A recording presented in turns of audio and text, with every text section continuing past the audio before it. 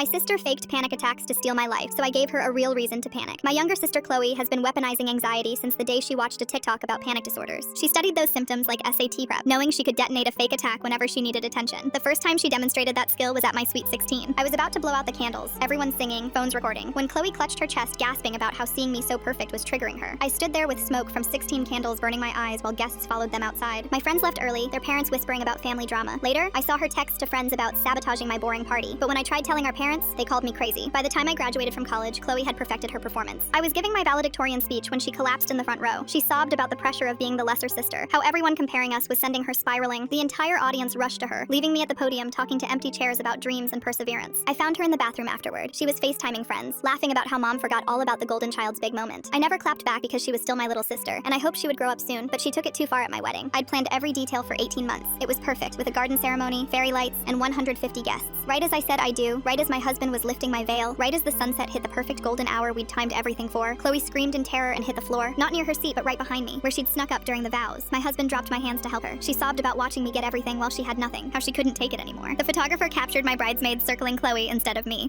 My own mother cradled Chloe's head while I stood at my own altar, abandoned, my moment evaporating. The officiant didn't know whether to continue. Guests whispered about poor Chloe and her struggles. That night, alone in the bridal suite while James dealt with his concerned family, I heard her through the wall telling our cousin she couldn't let me have all the attention on my special day. She was laughing, actually laughing about stealing my wedding. Something inside me snapped, not emotionally but strategically. 3 years passed and I played the concerned sister perfectly. When Chloe got engaged to Marcus, old money and bleeding heart, she asked me to be her maid of honor, saying I was the only one who understood her condition. I smiled and accepted, and when the time came for her own wedding, I was ready. She had made me the maid of honor. That's how perfect my act was, and that allowed me to stand on stage right next to her during the ceremony. As the officiant asked her to say, "I do," as every camera turned to her, I struck. I started with a small gasp, barely audible, just enough for Chloe's eyes to flick toward me with recognition. Then came the breathing, louder, more labored, using her exact rhythm. Her smile faltered as I clutched my chest on the wrong side, just like she always did. I didn't collapse but swayed, making her husband abandon Chloe at the altar instantly to catch me. The groomsmen formed a circle while Chloe stood completely alone, watching me perform her signature routine better than she ever had. I hyperventilated in 4s, her special wrong count, maintaining eye contact so she knew that I knew everything was fake. I escalated gradually, adding the head tilting, the unfocused eyes, the specific hand trembling she thought was so convincing. That's when Chloe snapped. She lunged at me, screaming, "She's faking! She's copying me! This isn't real!" Her perfect bridal composure shattered as she tried to grab me, but her own husband caught her arms and pulled her back. "Chloe, stop! What the hell are you doing?" he shouted. "She's having a panic attack!" She kept screaming, "No, no, no! She learned it from watching me! The breathing! Look at the breathing! It's wrong! She's doing it wrong on purpose!" But the more she raged, the crazier she looked. Her husband held her back while she thrashed in her wedding dress, mascara streaming, hair coming undone. "She planned this! She's doing the 4 count! That's my 4 count!" she shrieked while I hyperventilated innocently in his groomsman's arms. The guests watched in horror as the bride attacked her sick sister, as the groom restrained his new wife from assaulting someone mid-panic attack, as Chloe destroyed her own wedding by showing everyone who she really was. The marriage lasted 6 weeks before her husband left, telling everyone his wife was unstable after what he saw at their wedding.